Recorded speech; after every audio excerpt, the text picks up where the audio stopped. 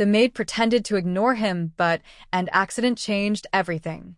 Elena Martinez had mastered the delicate art of existing without being seen. At 27 years old, she moved through the vast corridors of the Blackwood estate like morning mist, present but intangible, essential but unacknowledged. Her hands brought order to chaos. Her attention to detail transformed every room she touched, yet she herself remained carefully, deliberately invisible.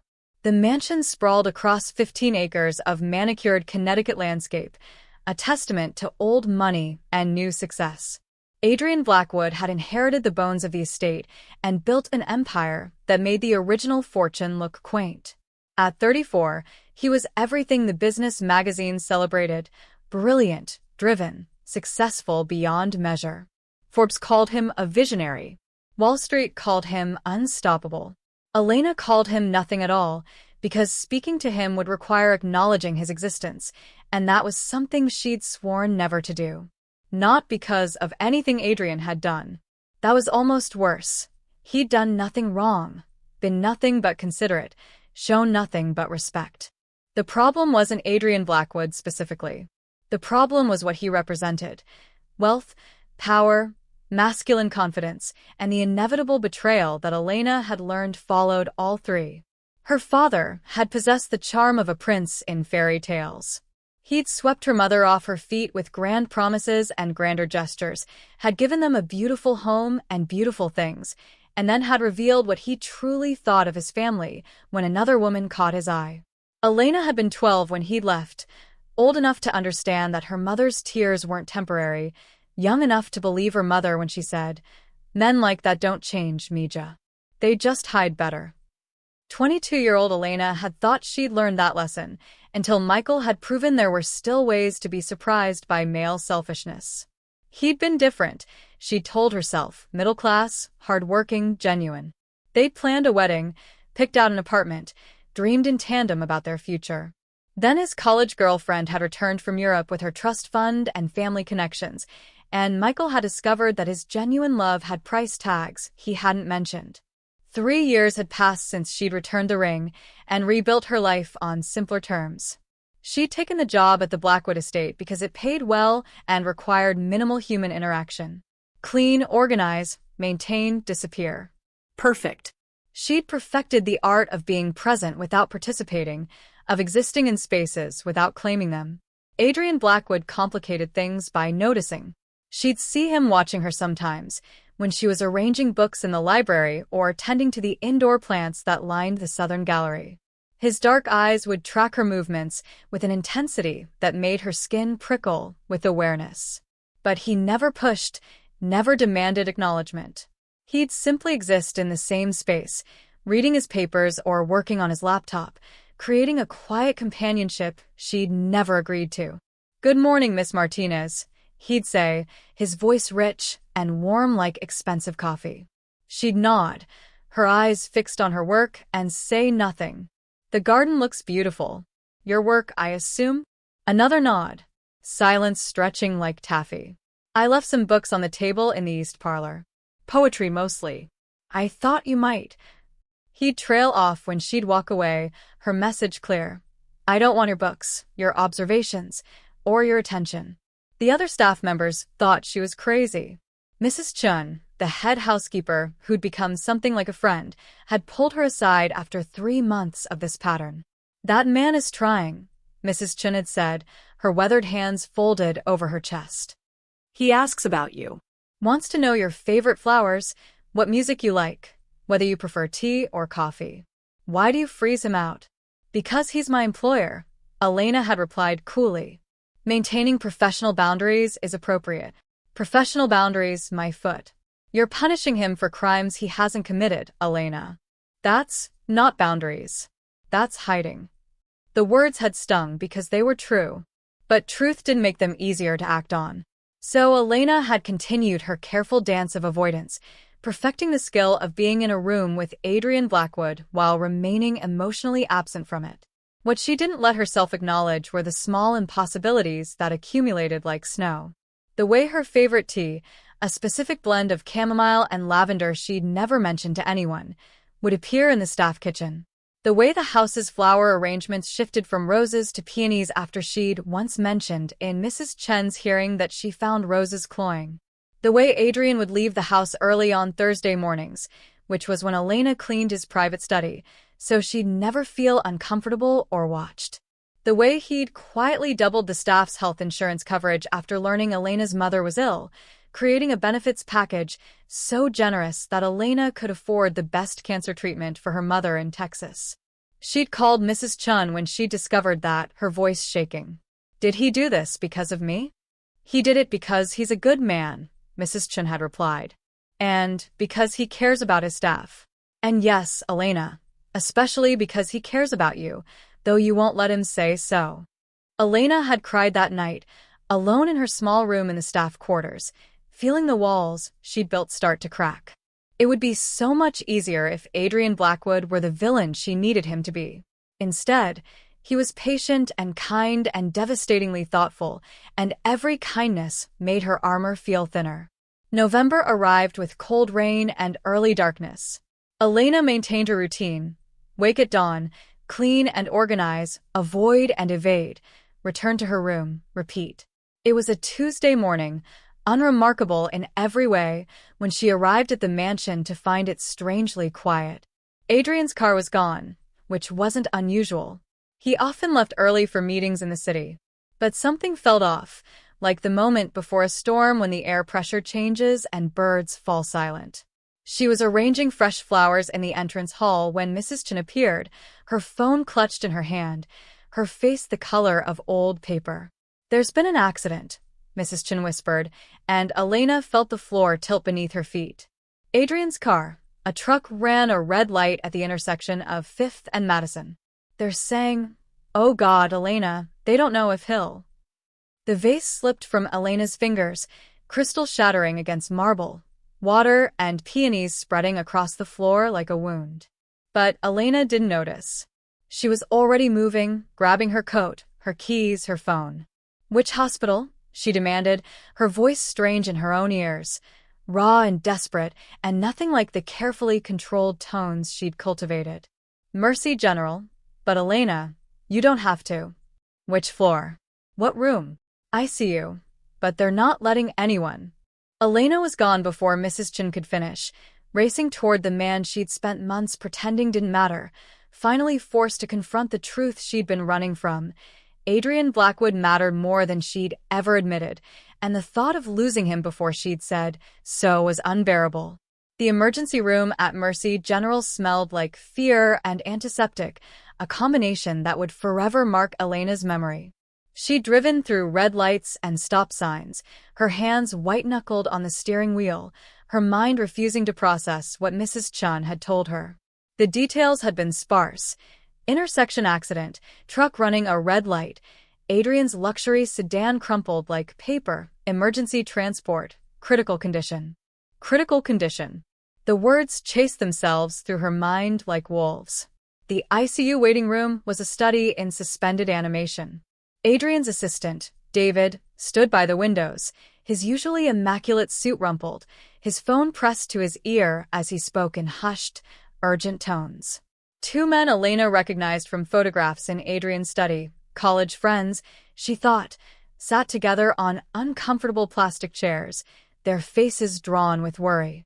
A woman in an expensive suit paced near the coffee machine, and Elena recognized her as Adrian's lead attorney. But it was Elena who drew stares when she burst through the double doors, still in her work uniform, her hair escaping its neat bun, her eyes wild with panic she'd stopped trying to hide. David ended his call and approached her cautiously. "Miss Martinez? I didn't expect. Mrs. Chen called you. What happened? How is he? Can I see him?" The questions tumbled out, urgent and graceless. David's expression shifted, surprise giving way to something that looked almost like relief. "The doctors are still assessing." The truck hit his driver's side door. "He has internal bleeding, broken ribs, a severe concussion, possible spinal injuries. They're operating now to stop the bleeding, but..." His voice cracked. "It's bad, Elena. It's really bad." Elena's legs went weak. She reached for the wall to steady herself, her breath coming in short gasps. This couldn't be happening. She hadn't said, she'd never told him. He didn't know. I need to see him, she said, her voice barely above a whisper. They're in surgery. It could be hours.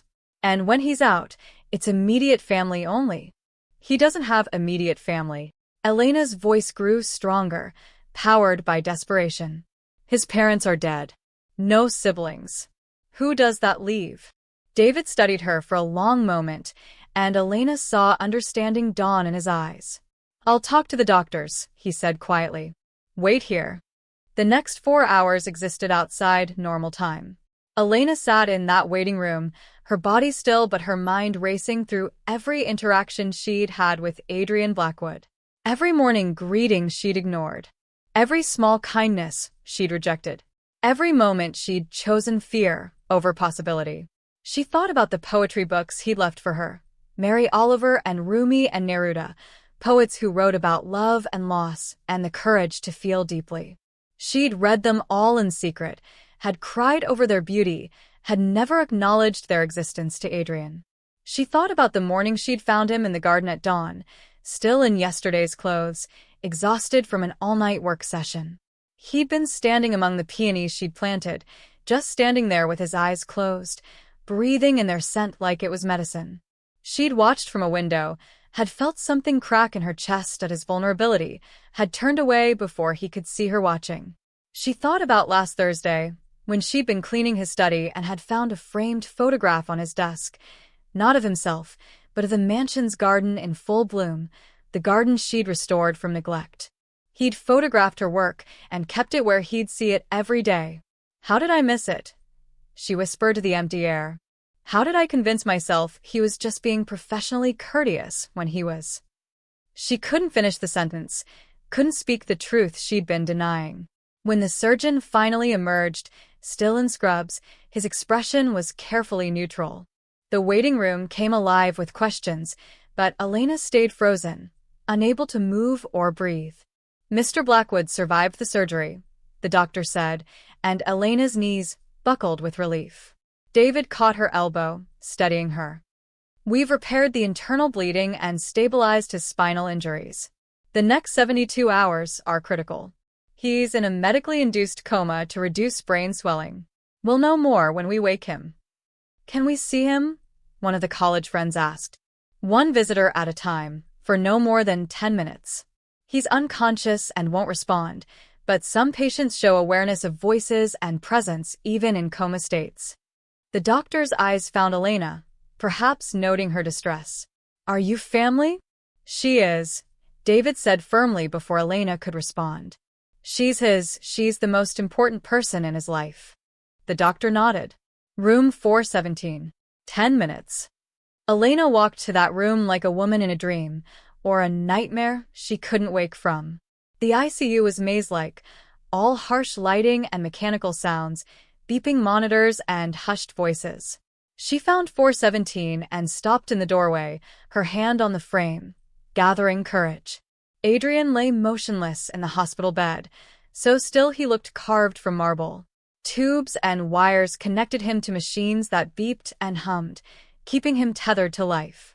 His face was bruised, a deep purple spreading across his left cheek and temple. His left arm was casted, elevated slightly. Bandages wrapped around his ribs, visible where the hospital gown didn't cover. He looked nothing like the man who'd stood in his library discussing market trends with casual brilliance. He looked nothing like the man who'd tried so hard to connect with her while respecting her boundaries. He looked fragile, mortal, breakable. Elena's careful composure shattered completely. She moved to his bedside on shaking legs, her hand hovering over his before she finally let herself touch him. His hand was warm, which seemed impossible given how still he lay. She wrapped both her hands around his, held on like he was the only solid thing in a tilting world. You can't do this, she whispered, her voice breaking. You can't leave now. Not when I haven't. The words tangled in her throat. She pulled the chair closer, sat down without releasing his hand. The 10-minute limit seemed both infinite and far too short. I was wrong, she continued, tears streaming freely down her face. About everything. I was so wrong, Adrian. You're not like them. My father, Michael, any of the men I've been using as excuses to hide. You're nothing like them, and I knew it. God help me. I've known it from the start. The machines beeped their steady rhythm. Adrian remained motionless, unreachable. I saw you, Elena said, the confession pouring out now that she'd started. Every time you tried to connect with me, every small kindness you thought I didn't notice, I saw all of it. The tea in the staff kitchen, the peonies, the way you'd leave the house on Thursday mornings so I could clean your study without feeling watched. The health insurance you upgraded for all of us but really for my mother. I saw everything, Adrian, and it terrified me because it meant you were real. Your kindness was real. And if it was real, then I'd have to admit I was falling in love with you, and that would mean risking everything again. She laughed, a broken sound. Funny how it works out. I spent all this time protecting myself from the pain of loving you, and now I'm sitting here in more pain than I knew existed, because I might lose you before I ever let myself love you properly. A nurse appeared in the doorway, apologetic but firm. I'm sorry, but the 10 minutes are up. Elena nodded, but didn't move. She lifted Adrian's hand to her lips, pressed a kiss to his knuckles. The first time she'd ever deliberately touched him, and it was when he couldn't feel it. I'll be right outside, she promised him. I'm not going anywhere. You hear me, Adrian Blackwood? I'm done running. So you need to come back. You need to wake up, so I can tell you all of this when you can actually hear it. So I can apologize properly. So I can. Her voice broke again. Please. Please come back. She left the room, returned to the waiting area, and took up a position in the chair closest to the ICU doors. When Mrs. Chin arrived an hour later with a bag of clothes and toiletries, Elena accepted them gratefully, but didn't move from her post. You should eat something, Mrs. Chin urged gently. Later. Elena, you can't help him by making yourself sick. Elena finally looked at the older woman, and whatever Mrs. Chin saw in her face made her fall silent. I'm staying, Elena said simply. However long it takes. I'm staying. And she did. Through the afternoon, into evening, through the night. Other visitors came and went, David checking in between crisis management calls, the college friends bringing coffee she didn't drink, the lawyer updating them on business matters Elena couldn't focus on. But Elena remained constant, a silent sentinel keeping watch over the man she'd spent months pushing away, finally allowing herself to feel the full weight of what she stood to lose. Dawn came gradually to the hospital, sterile light replacing sterile darkness. Elena hadn't slept. Couldn't sleep. Every time she closed her eyes, she saw that crumpled car, Adrian's still form, the possibility of a world without him in it.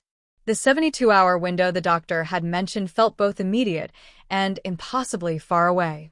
It was currently hour 19 since the accident. 53 hours stretched ahead like an eternity measured in heartbeats and monitor beeps.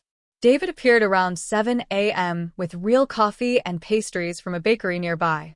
You need to eat, he said, placing them on the table beside her.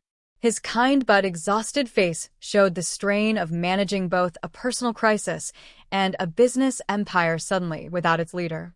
You should go home, David. Get real sleep. The business needs you functional. The business can wait. He sat down beside her, his own coffee cradled in both hands. Can I ask you something? Elena nodded, too tired to deflect. How long have you been in love with him? The question should have shocked her, but she was beyond shock, beyond deflection, beyond the careful walls she'd maintained. Since the first month I worked there, she admitted quietly. Maybe longer. I've been very committed to not acknowledging it. He knows, you know. Or at least he suspected. Elena's head snapped up. What? David smiled sadly. Adrian's not just brilliant with technology and business. He reads people the way most people read grocery lists. He knew you were avoiding him, and he knew why.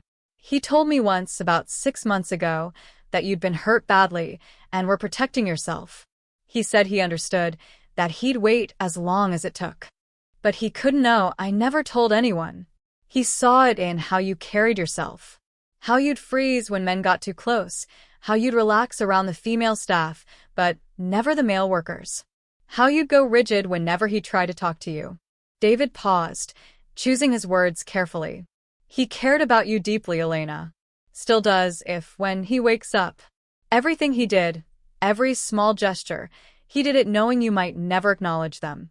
He did it anyway because making your life better made him happy, even if you'd never thank him for it. Elena felt fresh tears burn her eyes. That makes it worse. Don't you see? He gave, and I gave him nothing but coldness in return. You gave him hope, David corrected gently. Even in your rejection, you were honest. You never led him on, never pretended feelings you didn't have. He respected that. And I think in his heart, he hoped that someday you'd feel safe enough to let him in. I wasted so much time, Elena whispered. Then don't waste more. They're allowing extended visits for family now, given his condition. The nurses know you're his, well, they know you're important. Go sit with him. Talk to him. They say coma patients can often hear. Elena nodded, stood on shaking legs, and made her way back to room 417. The morning light coming through the window was gentler than the night before, casting softer shadows across Adrian's still form. He looked unchanged, same bruises, same machines, same motionless features.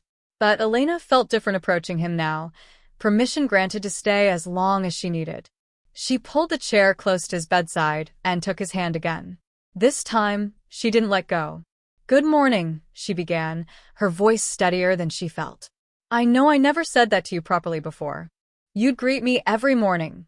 Good morning, Miss Martinez, and I'd just nod or ignore you completely. So, for the record, good morning, Adrian. Good morning to you, and your terrible timing and your impossibly kind heart. She talked to him for hours. About her childhood in Texas, about her mother's garden where they'd grown tomatoes and marigolds, about the way summer thunderstorms would roll across the plains with apocalyptic fury and biblical beauty. She told him about her father leaving, about watching her mother's heartbreak transform into bitterness, about the teenage promise she'd made to never let any man have that kind of power over her. She told him about Michael, about the ring and the apartment, and the future that had dissolved the moment someone wealthier had shown interest. I thought I'd done everything right that time, she said. I'd chosen someone different from my father, middle class, hardworking, no excessive wealth to corrupt him. And he still chose money over me. After that, I decided the problem wasn't the type of man. The problem was trusting any man at all. A nurse came to check Adrian's vitals, adjusted his made notes on her tablet. She smiled kindly at Elena. Keep talking to him. Studies show it helps. After she left, Elena continued. Then you happened. You, with your quiet persistence and your terrible elegance and your way of seeing straight through my defenses without ever forcing them down. Do you know how terrifying that was? Every kind thing you did made my walls feel thinner. Every time you respected my boundaries while making it clear you cared, you made it harder to maintain those boundaries. She traced her thumb across his knuckles, learning the geography of his hand. I told myself you were just being professionally courteous, that the tea appearing was coincidence, that the peonies were random choice, that upgrading the staff health insurance had nothing to do with my mother's cancer. But I knew, Adrian. Deep down, I knew exactly what you were doing and why. And instead of being grateful or touched or brave enough to acknowledge it, I got scared and doubled down on ignoring you. The afternoon wore on. Other visitors came. Mrs. Chun with homemade soup Elena tried to eat, the college friends with updates about a business deal Adrian had been managing, the lawyer with paperwork that needed discussing. But Elena remained constant, returning to his bedside as soon as visitors left, continuing her one-sided conversation. She told him about the poetry books. I read them all. Every single one you left for me. Mary Oliver made me cry, especially when death comes. I read it sitting in the library while you were upstairs working, and I understood that she was talking about really living, about claiming your own life instead of just surviving it. I realized I wasn't living, Adrian. I was hiding. I was surviving. And you were offering me the chance to actually live, to risk and feel, and maybe be hurt, but also maybe be loved, and I was too scared to take it. She told him about the morning she'd watched him in the garden. You looked so peaceful standing among those peonies. You'd been working all night. I could tell from your clothes, from the exhaustion in your face. But you stopped to just breathe in the flowers, to exist in that moment of beauty. And I wanted to join you so badly. I wanted to walk down those stairs and stand beside you and say, yes, they're beautiful. I planted them thinking of you. But I didn't.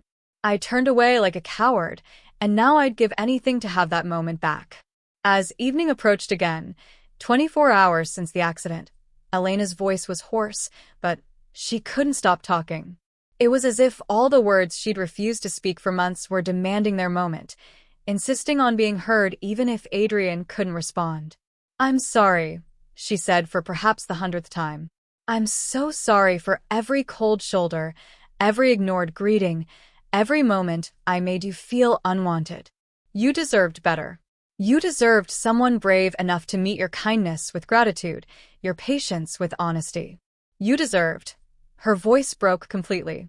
You deserve to wake up and hear me say all of this while you can actually respond. You deserve to see my face when I tell you I love you, so you know I mean it. The machines continued their steady rhythm. Adrian's chest rose and fell with mechanical assistance. And Elena kept talking, kept holding his hand, kept praying to a god she wasn't sure she believed in that she'd get the chance to say these things when it counted. Please, she whispered as darkness fell outside the window. Please come back to me. I promise I'll be brave. I promise I'll let you in. I promise I'll stop hiding behind walls that only hurt us both. Just please, Adrian. Please wake up. The night nurse came in for the shift change, took vitals, adjusted monitors. You should rest, she said gently to Elena. There's a family lounge with recliners down the hall. I'm fine here, Elena replied without looking away from Adrian's face. The nurse didn't argue. Perhaps she understood that Elena was exactly where she needed to be. Hour 36 arrived with no change. Adrian remained suspended between consciousness and oblivion, his body fighting battles Elena couldn't see or help with. The doctors spoke in careful platitudes, stable condition, no significant changes, still within the critical window. Elena heard what they didn't say. They didn't know if he'd wake up, and if he did, they didn't know what damage might remain. Mrs. Chen arrived that morning with a change of clothes and an ultimatum. You're going to shower and eat a real meal, or I'm calling your mother and telling her you're making yourself sick. That's blackmail, Elena protested weakly. That's love, child. Now go. I'll sit with him. If anything changes, you'll be the first to know. Elena showered in the family facilities, changed into clean clothes, choked down food that tasted like cardboard. 30 minutes away from Adrian's bedside felt like abandonment, but Mrs. Chen was right. She couldn't help him by destroying herself. When she returned to room 417, Mrs. Chen was holding Adrian's hand, speaking to him in quiet Spanish. And you need to wake up because that stubborn girl finally figured out what we've all known for months. She loves you, Adrian. She's just been too scared to admit it. But she's ready now, so you need to wake up and let her tell you properly. Elena cleared her throat, and Mrs. Chen looked up with damp eyes. He's a good man, the older woman said. I've worked for many wealthy people, Elena. Most of them treat staff like furniture. But Adrian? He remembers birthdays, asks about grandchildren, notices when someone's struggling and quietly helps. When my arthritis got bad last winter, he had a specialist come to the house to examine me, covered all the costs, never mentioned it again. That's who he is. I know, Elena said softly. I've always known. That's why I was so scared. Mrs. Chen stood, kissed Elena's forehead. Fear is natural, Mija. But love is stronger. You remember that. After she left, Elena returned to her vigil. She'd brought the poetry books Adrian had left for her, and she began reading them aloud to him. Mary Oliver's observations about nature and existence, Rumi's mystical devotion, Neruda's passionate declarations. She read them all, hoping the familiar words might reach him wherever he was. I marked my favorite passages, she admitted, showing him the dog-eared pages even though he couldn't see them. This one from Oliver. Tell me, what is it you plan to do with your one wild and precious life? I must have read that 1,000 times, Adrian. Each time asking myself the same question, each time too afraid to answer honestly. She turned to a Neruda poem she'd marked heavily. And this one, I want to do with you what spring does with the cherry trees. I cried when I first read that because it's so beautiful and so terrifying. To let someone transform you the way spring transforms trees, that's trust, that's vulnerability, that's everything I'd sworn never to give anyone again. The afternoon brought unexpected visitors, 3 of Adrian's board members, worried about both their friend and their company. They were kind to Elena, including her in their conversations as if she belonged, which she supposed she did now. She was the woman keeping vigil over Adrian Blackwood, and that apparently granted her status in this world of wealth and power. One of them, an older woman named Patricia, stayed after the others left. I've known Adrian since he was 25, she said, settling into the chair beside Elena. Fresh out of grad school, brilliant but awkward, determined to change the world through technology. He's accomplished so much, built so much, but I've never seen him truly happy. Successful, yes. Satisfied with his work, absolutely. But happy? She looked at Elena meaningfully. Not until recently. Recently? Elena's voice was barely a whisper. About 8 months ago, he started smiling more, leaving work on time occasionally, taking mornings off. When I asked him what had changed, he said he'd been reminded that life was more than quarterly reports and market shares.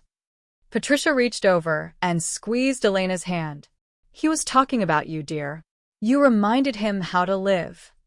I didn't do anything, Elena protested. I barely spoke to him. Sometimes that's enough.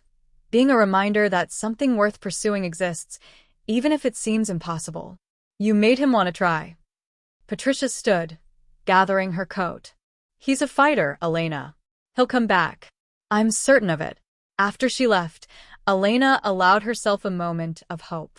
42 hours since the accident. 30 hours remaining in the critical window. If he could just hold on, if his body could just keep fighting.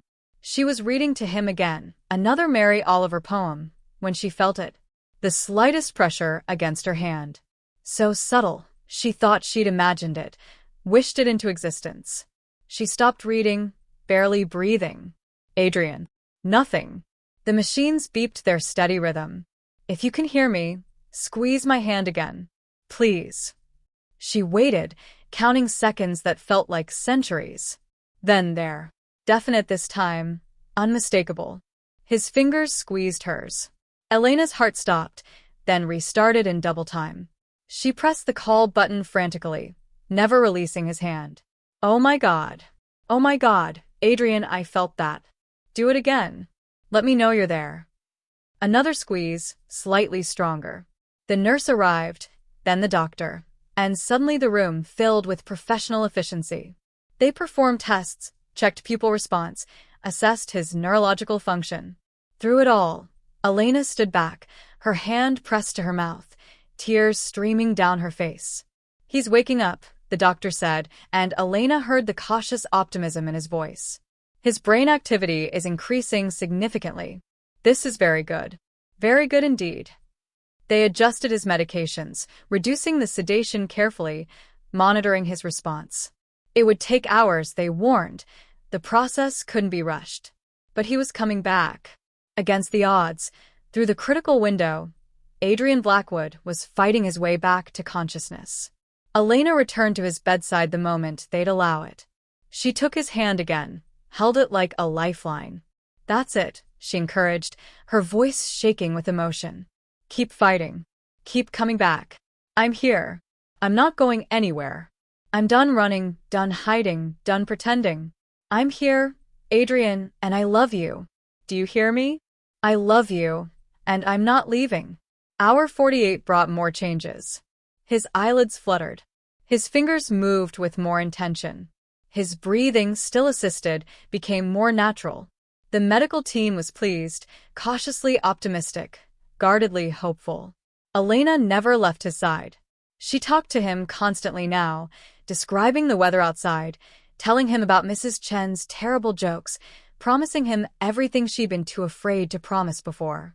When you wake up, not if, when, I'm going to say yes to everything, she told him. Yes to dinner. Yes to conversation. Yes to letting you leave poetry books for me. Yes to acknowledging that you've been taking care of me for months. Yes to all of it, Adrian. I'm done saying no out of fear. Hour 54 brought the miracle Elena had been praying for. Adrian's eyes opened. Slowly, as if the lids weighed 1,000 pounds each, his dark eyes opened and tracked across the ceiling, the walls, the machines. Confusion clouded his expression. Pain tightened his features. But then his gaze found her face, and Elena watched recognition dawn.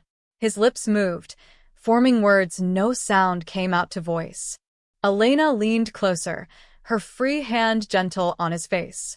Don't try to talk yet. You're in the hospital. You were in an accident. But you're going to be okay. Do you understand?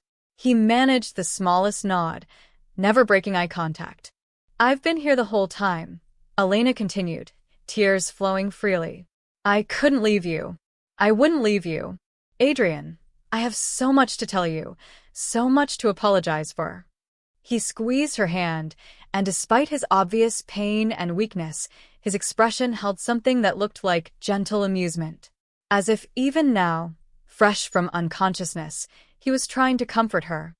You impossible man, she laughed through her tears. You almost die, and you're trying to make me feel better? The medical team arrived, alerted by the monitoring equipment that Adrian had regained consciousness. They performed more tests, asked him questions, evaluated his cognitive and physical responses. Elena stepped back to give them room but never released his hand, and Adrian never released hers. The doctor looked genuinely pleased. Mr. Blackwood, you gave us quite a scare. But your responses are excellent. Better than we'd hoped. You'll need time to heal, extensive physical therapy, careful monitoring. But the prognosis is good. Very good. After they left, giving instructions for rest and limited stimulation, Elena returned to her position at his bedside. Adrian was exhausted. She could see it in his face, but his eyes remained on her, alert and focused. Sleep, she urged gently. I'll be here when you wake up. I promise. His voice, when it finally came, was rough and barely above a whisper. Elena. Save your strength. Need to know. He struggled for words, fatigue and pain making speech difficult. Why are you here? Such a simple question. Such a loaded answer. Elena lifted his hand to her cheek, let him feel her tears. Because I love you, she said clearly, firmly, with all the certainty she'd been denying for months. Because I've been a fool and a coward, and you almost died before I could tell you the truth.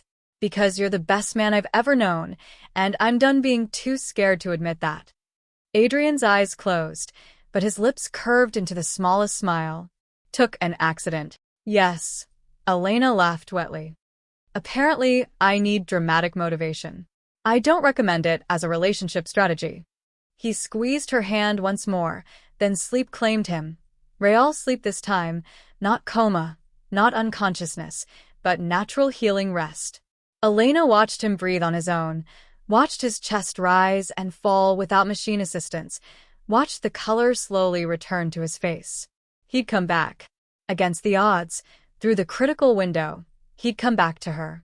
And she would spend the rest of her life being worthy of the second chance he'd given her. Recovery, Elena learned, was not a straight line but a zigzagging path forward and occasionally backward.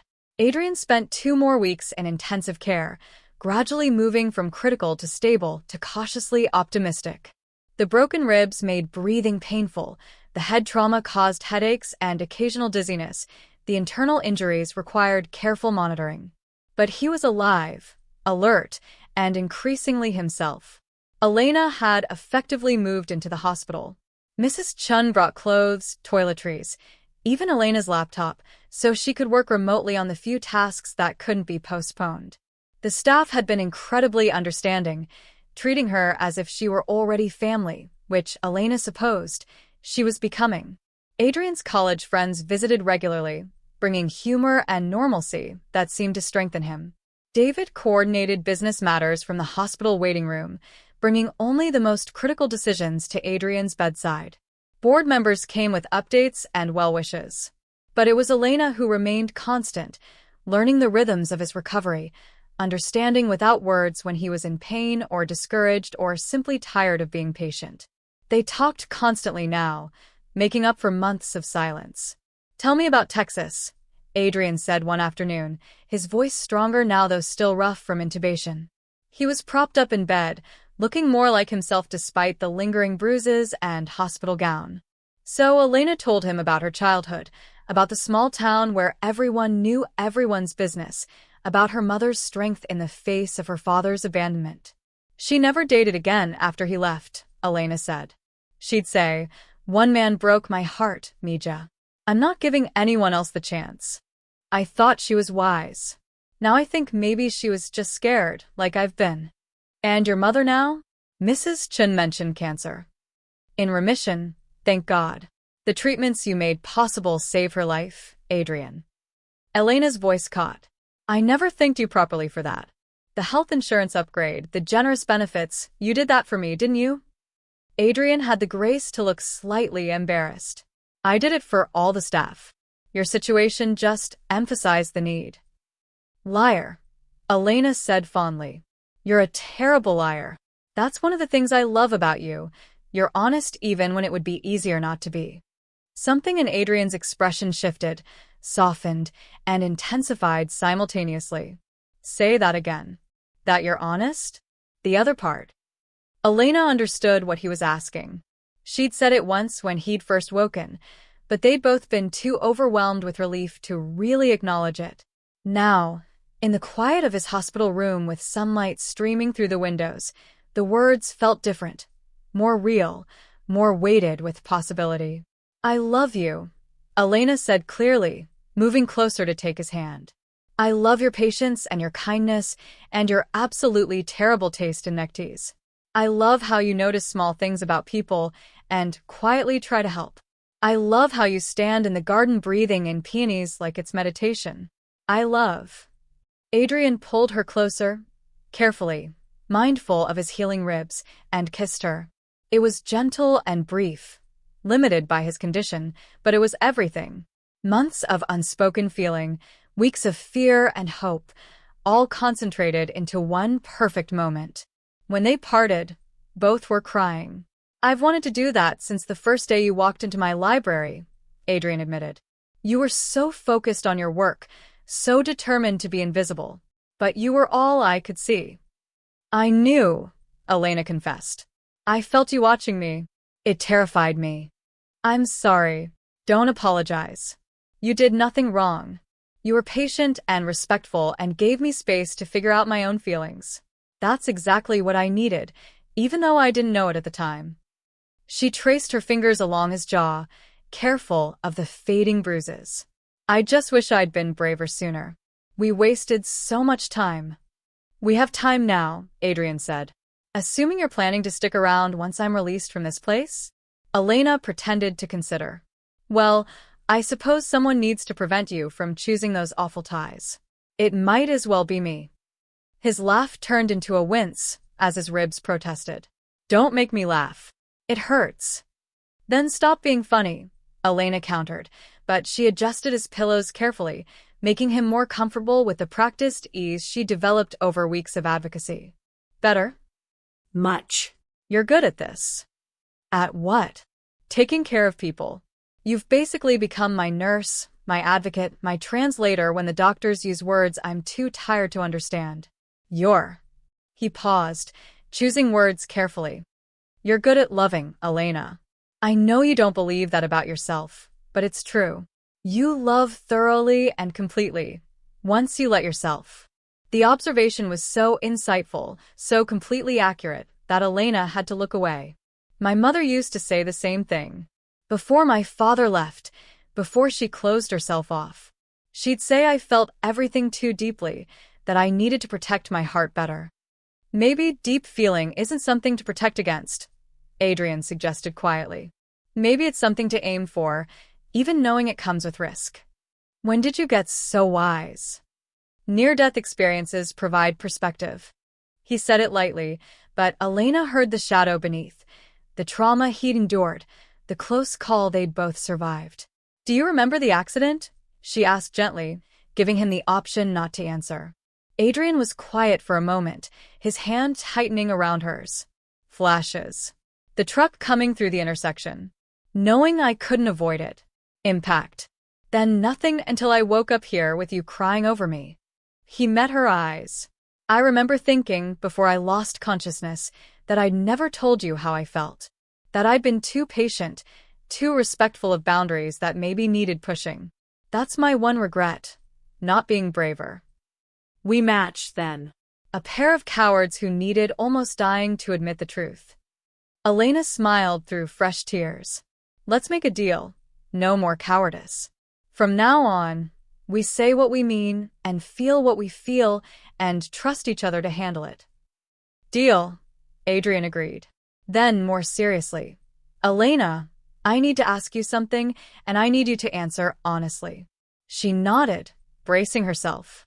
"When we leave here, when life returns to normal, what happens to us? Are you comfortable with the wealth disparity? With the attention being with me will bring? With the assumptions people will make about why we're together?" He held her gaze steadily. "Because those things are real, and we need to address them before we go further." Elena had been thinking about exactly these questions during the long hospital nights. "The money is complicated," she admitted. "I'd be lying if I said it doesn't bother me. I've spent my whole life being middle class, and suddenly being involved with someone who could buy a small country feels surreal." "I can't change that I have money," Adrian said carefully. "I'm not asking you to, but I need to maintain my independence. Keep my own accounts, make my own money, contribute proportionally to shared expenses. I need to know I'm with you because I choose to be, not because I'm financially dependent on you. That's fair. What else? I need you to understand that I'm going to be insecure sometimes. People will absolutely assume I'm with you for money, especially at first. That's going to hurt, and I'm going to need you to be patient while I figure out how to handle it." "I can be patient," Adrian said with a slight smile. "I've had practice." Elena laughed despite the serious conversation. "Yes, you have. Months of practice ignoring me back. Which brings me to my final point. I need to make amends with your staff, especially Mrs. Chen. I've been so closed off, so cold to people who are only ever kind to me. That needs to change. They understand. Maybe, but I need to do it anyway. For them, and for me." Elena squeezed his hand. "I'm going to be better, Adrian. Not perfect. I'll still be stubborn and occasionally too proud and probably have moments where my past makes me unfairly suspicious. But I'm going to try. For you, for us, for the life we could have together." Adrian lifted her hand to his lips, kissed her knuckles gently. "That's all I could ever ask." 2 days later, Adrian was transferred from ICU to a regular room, a major milestone celebrated by staff and visitors alike. The new room was larger, with space for a comfortable chair and a small couch, actual windows that opened, and privacy Elena hadn't realized she'd been craving. "It's like a hotel room compared to ICU," Adrian observed, looking around from his new bed. "Don't get too comfortable," Elena teased. "The doctor says if your progress continues, you could go home in a week." "Home?" Adrian repeated thoughtfully. "Elena, about that. Where is home for you? Your room in the staff quarters? Because if we're doing this, really doing this, I'd like you to move into the main house properly. Not as staff, as my..." He paused. "What should I call you? Girlfriend seems too juvenile." "Partner," Elena suggested. "I like partner. It implies equality." "Partner, then. Move in with me, Elena." Properly. "Your books on my shelves, your terrible taste in throw pillows on the furniture, your presence in every room. I want," he struggled to articulate. "I want to wake up with you, fall asleep with you, cook terrible dinners together and read by the fireplace and argue about whether peonies or roses are superior flowers." "Peonies," Elena said immediately. Obviously, Adrian agreed, smiling. "Is that a yes?" Elena thought about her small room in the staff quarters, about the life she'd built on careful independence and protective isolation. Then she thought about the alternative, sharing space with this man who'd seen her at her worst and loved her anyway, building something new together, choosing vulnerability over safety. "Yes," she said. "Yes, I'll move in with you. But I'm keeping some independence, my own space for when I need it, my own work and income, my own identity beyond being Adrian Blackwood's partner. I wouldn't want it any other way." They sealed the agreement with another careful kiss, mindful of his healing body, full of promise for when he was well enough for more. Spring arrived at the Blackwood estate like a declaration, transforming the grounds into something from a dream. The peonies Elena had planted the previous year bloomed in profusion, pink and white and deep crimson, their heavy heads bowing under their own beauty. The cherry trees lining the drive exploded into clouds of pale blossoms. Even the practical vegetable garden she'd restored behind the kitchen house contributed green rows of early lettuce and herbs. Adrian stood at the library window, still moving carefully, but growing stronger each day. It had been 3 months since the accident, 10 weeks since he'd come home from the hospital, and he was finally beginning to feel like himself again. The physical therapy was grueling, the headache still came occasionally, and his stamina wasn't what it had been. But he was alive, healing, and unspeakably grateful. "You're brooding," Elena observed from the doorway, carrying 2 cups of tea. She'd learned his tells over the months of recovery, the particular set to his shoulders when something worried him, the slight furrow between his brows when he was working through a problem. "Not brooding. Thinking. About." Elena handed him his tea and settled beside him, close enough to touch, but giving him space. She'd learned this too, when to crowd close for comfort and when to allow distance for processing. Adrian was quiet for a moment, sipping his tea and gathering words. "I've been thinking about the board meeting next week. About going back to work properly. Are you worried about being ready?" No. "The doctors cleared me, and honestly, I'm going stir-crazy here." He turned to face her fully. "I'm worried about us. About how the dynamic shifts when I'm back to 16-hour days and constant travel and all the demands that come with running the company." Elena had been expecting this conversation. They'd been living in a bubble the past months, Adrian's recovery requiring he stay mostly at the estate, Elena having taken a leave from her official position to help him heal. But bubbles eventually pop, and real life had been waiting patiently for its turn. "I'm worried too," she admitted. "We've had so much time together lately. When you go back to normal hours, when I return to work, even if it's different work than before, we'll have to figure out new rhythms." "What kind of work?" Adrian asked, seizing on her words. "You mentioned you'd been thinking about options, but you've been vague about specifics." Elena set down her tea, suddenly nervous. "I've been talking to Mrs. Chun and David about creating a new position, estate manager rather than maid. I'd oversee the staff, manage the grounds, coordinate with contractors for maintenance. It would be more administrative, better pay, and—" She paused. "It would feel less like charity, Adrian. Less like you created a fake job just so I'd accept living here. Is that what you think I'd do?" Adrian sounded hurt. No. "Maybe. I don't know." Elena ran her hands through her hair, frustrated with herself. "I'm trying to figure out how to be your partner without losing myself in the process. How to live in your world without feeling like I'm playing dress-up in someone else's life." Adrian set down his own tea and took both her hands. "Elena, look at me. Really look at me." She met his eyes, those dark, intelligent eyes she'd avoided for months before allowing herself to drown in. "I don't want you to lose yourself," Adrian said firmly. "I fell in love with the woman who restored gardens and read poetry and held on to her identity fiercely even when I was making terrible attempts at courtship. I don't want you to become someone else just to fit into my life. I want us to build a life that fits us both." "That sounds nice in theory," Elena said. "But practically, Adrian, you're worth hundreds of millions. You run a tech empire. You have responsibilities and pressures I can't even imagine. How do I exist in that world without either changing who I am or holding you back? By being honest. By telling me when things don't feel right. By maintaining your independence, like you said you needed." He squeezed her hands. And by trusting me when I say that the estate manager position isn't charity. We actually need someone in that role, someone who understands both the property and the staff, someone I trust completely. That's you. You'd be doing me a favor by taking it. Elena searched his face for signs of patronizing kindness, but found only sincerity. I'd want a proper contract. Market rate salary. Performance reviews. Done. And if we break up, not that I'm planning on that, but if we do, I want it clear that my job isn't dependent on our relationship. Something flickered in Adrian's expression. Are you planning on breaking up with me? What? No. Elena struggled to articulate her fear. I need to know I can survive without you. Not because I want to, but because I need to know I'm staying by choice, not necessity. Understanding dawned in Adrian's face. Your father and Michael, they taught you that depending on people meant being vulnerable to abandonment. Yes, Elena admitted quietly. I know you're not them. I know that in my head. But my heart takes longer to learn.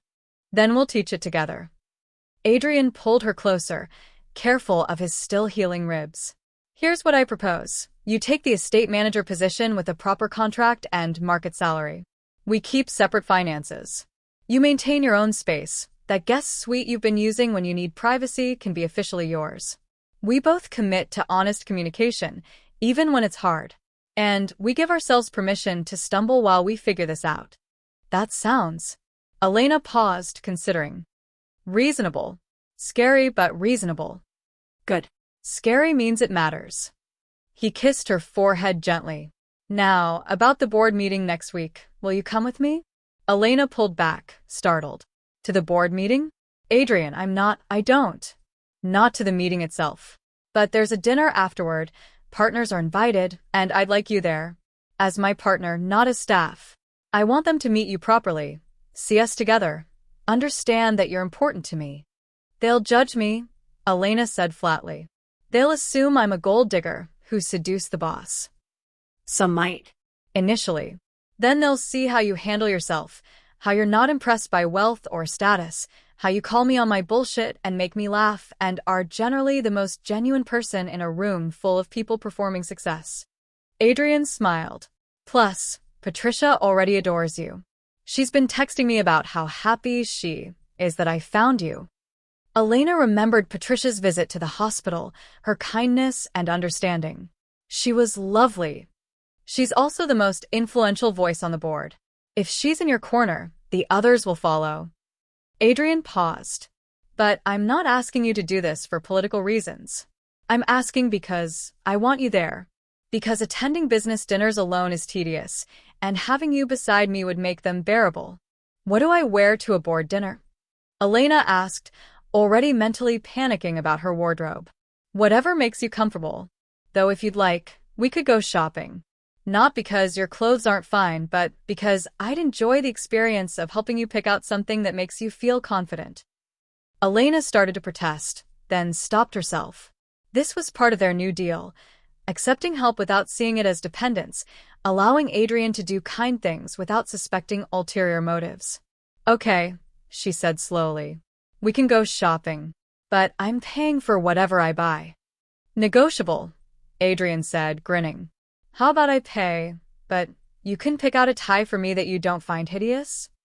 There's no such thing. All your ties are hideous. Exactly. So you get a new dress, I get fashion advice from someone with working color vision. Everyone wins. Elena laughed, feeling the anxiety ease. You're impossible. You've mentioned that. Several times. Usually right before you kiss me. Presumptuous. But Elena was already leaning in, proving his point. The board dinner happened on a Friday evening in Manhattan, at a restaurant so exclusive it didn't have a sign. Elena wore a deep blue dress they'd found together. Elegant without being ostentatious, comfortable enough that she didn't feel like she was in costume. Adrian wore a new tie she'd selected, a subtle pattern that actually complemented his suit. I still think the purple one would have been more interesting, Adrian murmured as they entered the private dining room. The purple one looked like a bruise. Stop complaining. The board members were exactly what Elena expected. Wealthy, polished, assessing. But they were also warmer than she'd feared, genuinely pleased to see Adrian healthy and clearly curious about the woman who'd captured his attention. Patricia greeted her with a hug. "Elena, I'm so glad you came. Adrian's been much more bearable since you two got together." "Bearable?" Adrian protested. "I'm delightful." "You're workaholic and stubborn," Patricia corrected fondly. "But happy, which is new. We're enjoying it." The dinner conversation ranged from business to personal, and Elena found herself relaxing into it. They asked about her background without making it feel like an interrogation, inquired about her work at the estate genuinely interested rather than condescending. When one board member made a comment about the help that could have been offensive, Patricia shut it down immediately. "Elena is Adrian's partner and our estate manager," she said firmly. "Not help. Please adjust your language accordingly." The man apologized immediately, and the conversation moved on. But Elena felt Adrian's hand find hers under the table, squeeze gently. Support without coddling. Backup without taking over. As the evening wound down, Patricia pulled Elena aside. "I wanted to tell you something," she said quietly. "I've known Adrian for almost a decade. I've seen him date casually, seen him throw himself into work to avoid emotional connection, seen him successful in every area except personal happiness. But watching him with you tonight," she smiled, "that's a man in love. Real, deep, comfortable love. Whatever you two have built, protect it. It's rare." "I will," Elena promised, meaning it completely. The drive back to Connecticut was quiet, both of them tired but content. Adrian drove carefully, still cautious about his healing injuries, while Elena watched the city lights give way to suburban darkness and eventually rural roads. "Thank you," Adrian said as they pulled into the estate's long driveway. "For coming tonight. For handling the board with such grace. For existing in my world without losing yourself in it." "Thank you for wanting me there," Elena replied. "For introducing me as your partner, not as an accessory. For standing beside me without standing in front of me." They parked and walked to the house together, the spring night soft around them. The peonies perfumed the air, and somewhere in the garden, early fireflies were beginning their nightly dance. Inside, they moved through the familiar routine they developed, checking that the house was secure, turning off unnecessary lights, climbing the stairs together. They'd been sharing Adrian's bedroom for weeks now, Elena's guest suite maintained but rarely used. As they prepared for bed, Elena said quietly, "I think I'm ready." Adrian looked up from the book he'd been about to read. "Ready for what?" "To stop being scared. To really commit to this, to us, to building a life together." She sat beside him on the bed, taking his hand. "I'm not saying I won't have moments of doubt or fear. My past doesn't disappear just because I want it to. But I'm ready to choose you, Adrian. Every day. On purpose." Adrian set aside his book, giving her his full attention. "Elena Martinez, I have been choosing you since the day you walked into my library pretending I didn't exist. I've chosen you through your coldness, through the accident, through recovery, through every difficult conversation about money and independence and fear. I will keep choosing you. Every day, for as long as you'll let me." "That's a long time," Elena said, smiling through tears that seemed to come easier now. "I'm planning on sticking around indefinitely." "Good. Because I'm planning on loving you just as long." They kissed then, not the careful kisses of his early recovery, but something deeper, more certain. A kiss that tasted like promise and possibility, like walls finally coming down and hearts finally opening. Later, as they lay together in the darkness, Elena's head on Adrian's chest, listening to his heartbeat, that sound she'd been so afraid of losing, she thought about the journey they'd taken. From avoidance to accident, from fear to confession, from hospital vigils to home. It hadn't been easy or straightforward, but maybe the best things never were. "Adrian," she whispered into the darkness.